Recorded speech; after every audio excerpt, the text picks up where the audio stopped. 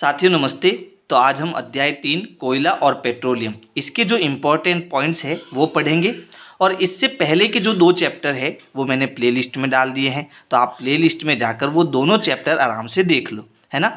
यहाँ पर जो हमारा पहला पॉइंट है वो है प्राकृतिक संसाधन। तो देखो क्या होता है प्राकृतिक संसाधन। प्रकृति में पाए जाने वाले पदार्थ जिसका उपयोग मानव अपनी मूलभूत आवश्यकताओं के लिए करता है प्राकृतिक संसाधन कहलाते हैं। हम जानते हैं कि प्रकृति में बहुत से पदार्थ होते हैं। पदार्थ में बहुत सारी चीज़ें आ जाती हैं, जैसे लोहा, सोना, चांदी, कोयला, पेट्रोल, ये सारी प्रकृति में हमें मिल जाएगी। इन सभी को हम क्या कहते हैं? पदार्थ कहते हैं।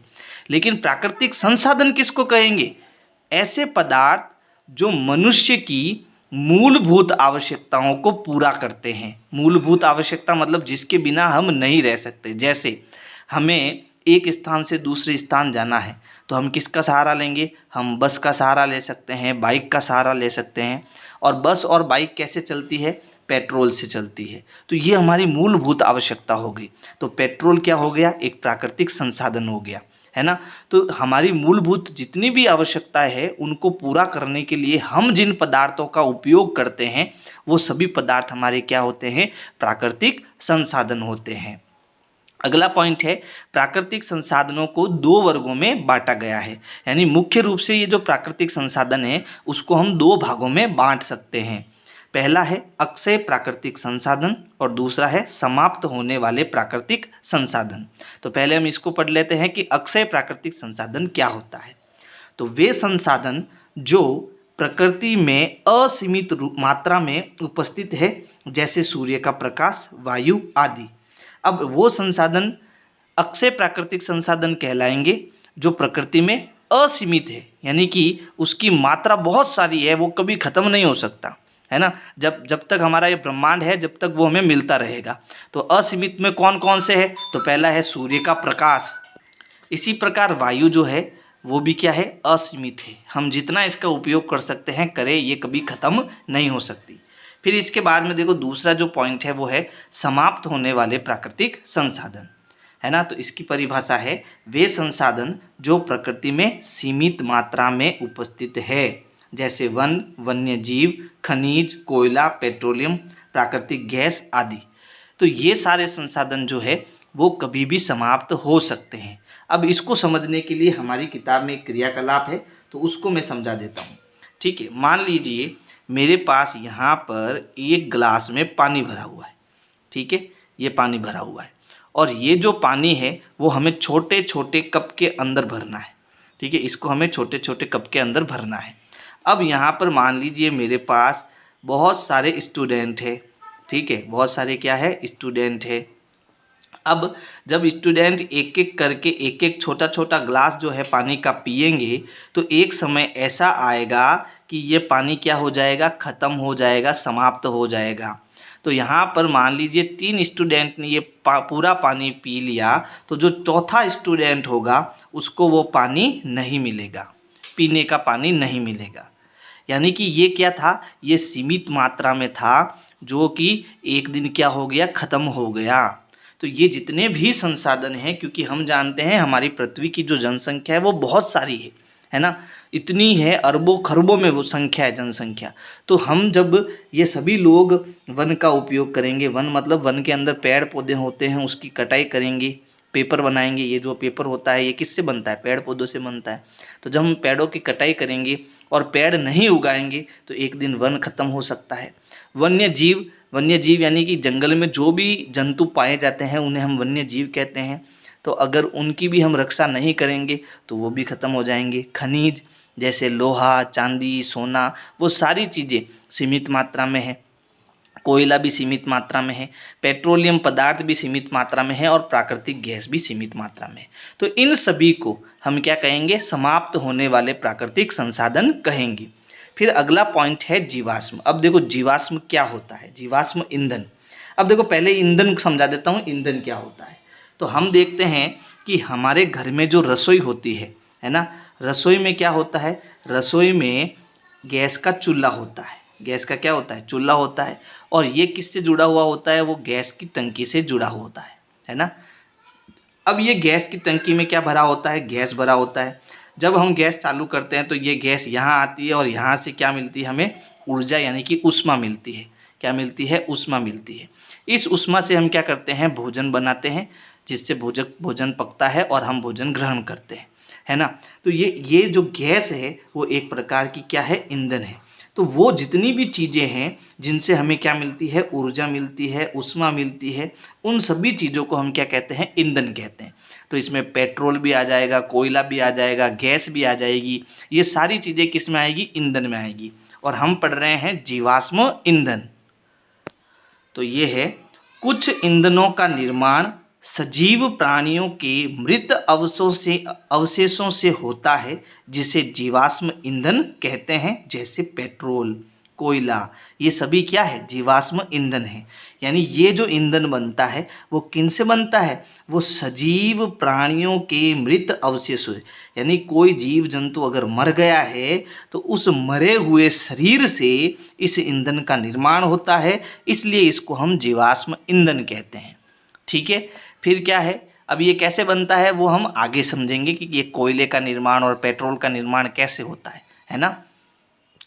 अब देखो अगला पॉइंट है कोयला।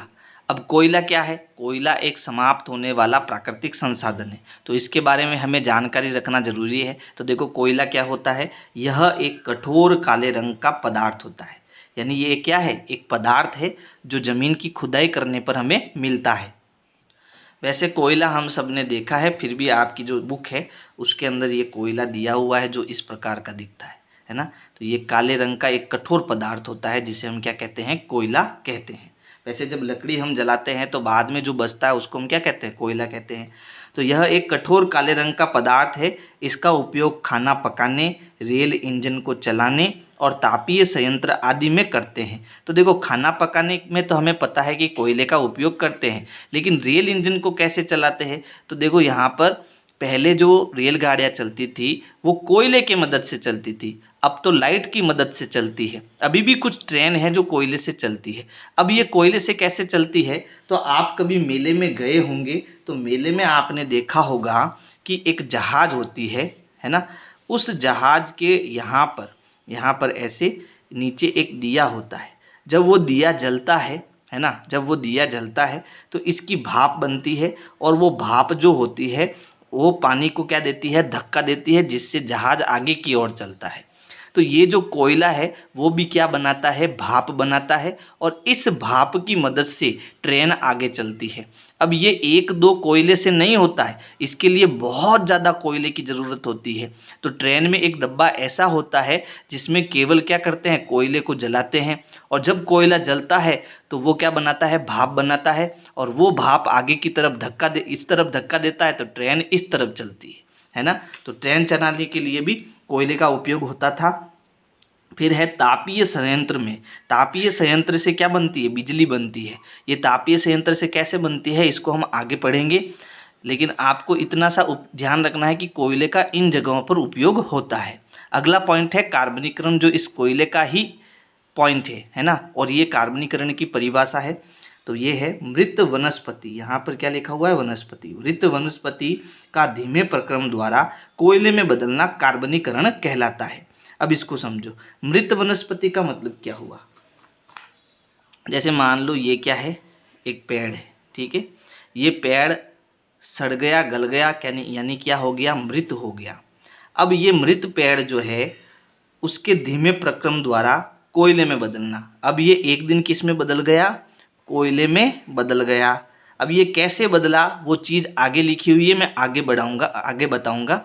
लेकिन जब ये कोयले में बदल गया तो इसी चीज़ को हम क्या कहते हैं, इसी चीज़ को हम कार्बनीकरण कहते हैं। वैसे हम जानते हैं कि जब लकड़ियों को, यानी कि पेड़ की जो ये लकड़ियाँ हैं इनको हम जलाते हैं, ठीक है, तो जलाने के बाद जब इसको ठंडा करते हैं तो ये किस में बदल जाता है, कोयले में बदल जाता है।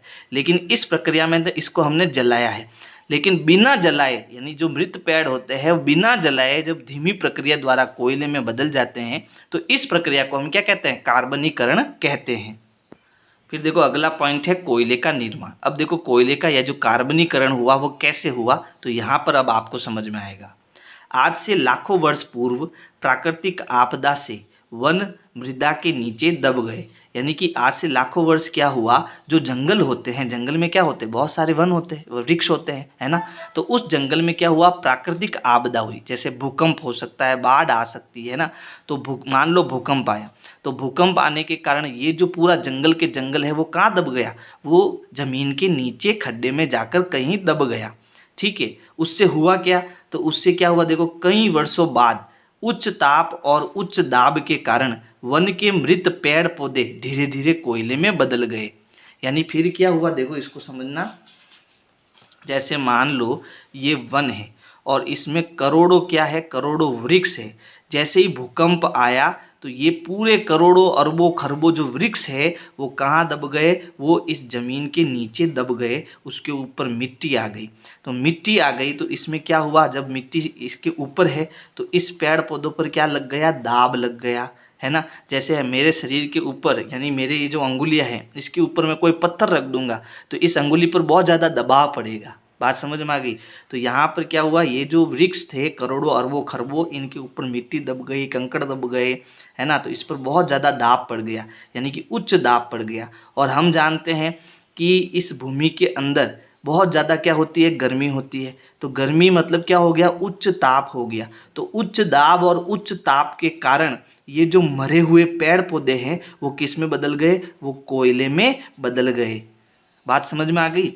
तो इस प्रकार से कोयलों का निर्माण हुआ। इसलिए जगह आप देखते हो कि कहीं कहीं खदान होती है, उस खदान में जैसे ही उसको खोदते हैं तो वहाँ से बहुत सारा कोयला निकलता है ना। तो उन्हें हम कोयले की खदान कहते हैं। यानी कि वहाँ पर कभी न कभी कोई जंगल था जो भूकंप के कारण नीचे दब गया, इसलिए वहाँ से कोयला ही कोयला निकल रहा है।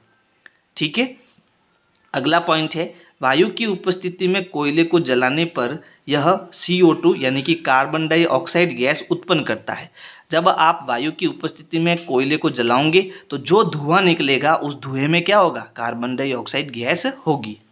अगला पॉइंट है, कोयले के प्रक्रमण में कोक, कोलतार, कोयला गैस आदि प्राप्त होते हैं। अब ये जो प्रक्रमण है इसका मतलब है कि जब हम कोयला निकालते हैं तो उस पर वहाँ पर क्या लगाते हैं, फैक्ट्री लगाते हैं। वहाँ पर जब हम खदान में कोयले को खोदते हैं तो खोदते समय उसका क्या करते हैं, प्रक्रमण करते हैं। इसको हम प्रक्रमण बोलते हैं। तो प्रक्रमण की क्रिया में उसमें ना सिर्फ कोयला निकलता है बल्कि कॉक निकलता है, कोलतार निकलता है और कोयला गैस आदि निकलती है। कब, जब हम कोयले का प्रक्रमण करते हैं, और वो कहाँ होता है, फैक्ट्रियों में होता है। ठीक है, अब देखो कोक क्या है, ये पदार्थ क्या है, इसके बारे में जानते हैं। तो यह एक कठोर, सरंध्र और काला पदार्थ है। ये भी कोयले जैसा ही है ना, कोयले जैसा ही दिखता है। यह कार्बन का लगभग शुद्ध रूप है। जो कोयला होता है हमारे घरों में पड़ा है वो कार्बन का शुद्ध रूप नहीं होता है, लेकिन जो ये कॉक होता है, जब हम कोयले का प्रक्रमण करते हैं तो ये कॉक जब निकलता है वो कार्बन का लगभग शुद्ध रूप होता है, यानी 100% उसमें कार्बन होती है। इसका उपयोग धातु के निष्कर्षण में किया जाता है। धातु निष्कर्षण का मतलब होता है कि जैसे हम किसी भी भूमि की खुदाई करते हैं तो भूमि की खुदाई करते समय मान लीजिए आपको सोना मिल गया। इसको समझना देखो, जैसे मान लीजिए यहाँ पर कोई ज़मीन है, इसकी खुदाई करी तो यहाँ पर सोने का पत्थर मिला। अब इस सोने के पत्थर में सोना नहीं था, ये सोना था, कंकड़ थे, मिट्टी थी, और उस सोने के अंदर मान लीजिए यहाँ साइड में लोहा भी था। तो हम क्या करेंगे, उसका निष्कर्षण करेंगे तो क्या होगा कि केवल सोने को अलग कर देंगे और बाकी का जो भी कचरा होगा वो पूरा अलग हो जाएगा। तो इसे हम कहते हैं निष्कर्षण। यानी कि किसी भी पदार्थ से धातु को अलग करना निष्कर्षण कहलाता है। ठीक है, तो यहाँ पर हम इस कॉक का उपयोग धातु के निष्कर्षण में करते हैं। फिर अगला पॉइंट है कोलतार। यह एक काला गाढ़ा द्रव है। यह लगभग 200 पदार्थों का मिश्रण होता है। आजकल पक्की सड़कों के निर्माण में कोलतार के स्थान पर एक पेट्रोलियम उत्पाद बिटुमेन का प्रयोग किया जाता है। यानी कोलतार भी क्या है, कोयले का जब हम प्रक्रमण करेंगे तो कोलतार मिलेगा, और यह भी काला गाढ़ा द्रव होता है। आपने देखा होगा जो शहद होता है उसके जैसे ये काला गाढ़ा द्रव होता है, बहुत गाढ़ा होता है ये। इनसे सड़कें बनती है। क्या बनती है, सड़कें। और ये लगभग इसके अंदर 200 पदार्थ होते हैं। इसका उपयोग सड़क बनाने में करते हैं। लेकिन आजकल क्या होता है, कोलतार के स्थान पर हम बिटुमेन का प्रयोग करते हैं। और ये जो बिटुमेन है वो एक पेट्रोलियम क्या है, पेट्रोलियम उत्पाद है। ठीक है। फिर देखो अगला पॉइंट है कोयला गैस। तो ये भी क्या है, कोयले के प्रक्रमण के दौरान निकलता है। कोयले के प्रक्रमण द्वारा कोक बनाते समय, जब हम कोक बनाएंगे है ना, उस समय कोयला गैस प्राप्त होती है। तो इसको भी एक अलग साइड में हम क्या करते हैं, इकट्ठा करते हैं। इसका उपयोग उद्योगों में ईंधन के रूप में होता है, यानी जो बड़े बड़ी फैक्ट्रियां है उसमें आग जलाने के लिए ईंधन के रूप में इसका क्या करते हैं, उपयोग करते हैं। ऐसे समझ लो जो आपके घर में गैस की टंकी होती है उसमें कुछ गैस भरी होती है, लेकिन वो गैस अलग होती है ना। तो इसी प्रकार ये जो कोयला गैस होती है वो भी जलने में सहायक है, तो फैक्ट्रियों में इसका उपयोग होता है। अगला पॉइंट है पेट्रोलियम। तो पेट्रोलियम जो है वो आज से लाखों वर्ष पूर्व प्राकृतिक आपदा से समुद्र में रहने वाले जीव समुद्र के पेंदे में जम गए तथा मिट्टी के नीचे दब गए। कई वर्षों बाद वायुमंडल की अनुपस्थिति में उच्च ताप तथा उच्च दाब के कारण ये मृत जीव पेट्रोलियम और प्राकृतिक गैस में बदल गए। यानी जैसे कोयले का निर्माण हुआ था वैसे ही पेट्रोलियम पदार्थों का निर्माण हुआ। कोयले के केस में क्या हुआ था कि जंगल का जंगल मिट्टी में समा गया था, लेकिन पेट्रोलियम के केस में क्या हुआ कि जल के अंदर जो जलीय जीव रहते हैं, जैसे मछली है ना, मेंढक है, तो जितने भी मछली जो जीव है जलीय जीव, उसमें क्या हुआ कि वो जो समुद्र की गहराई है, तो मान लीजिए समुद्र के नीचे भी और गहराई में खड्डे होते हैं बड़े बड़े, तो वो पानी जो है अचानक उसके अंदर चला गया, तो उसके साथ मछली और ऐसे जो समुद्री जीव है वो सारे उसके पैंदे में जाकर जमा हो गए। तो जैसे ही वो समुद्री जीव उसमें जमा हुए तो इसमें जो आसपास की मिट्टी है वो कण इसके ऊपर आ गए और इस कारण से वो जितने भी जीव थे वो नीचे दब गए। अब नीचे हम जानते हैं कि उच्च ताप होता है, उच्च दाब होता है, इसके कारण ये धीरे धीरे समुद्री जीव जो है वो सारे किस में कन्वर्ट हो गए, पेट्रोलियम में कन्वर्ट हो गए। तो इस प्रकार से पेट्रोलियम पदार्थों का क्या हुआ, निर्माण हुआ।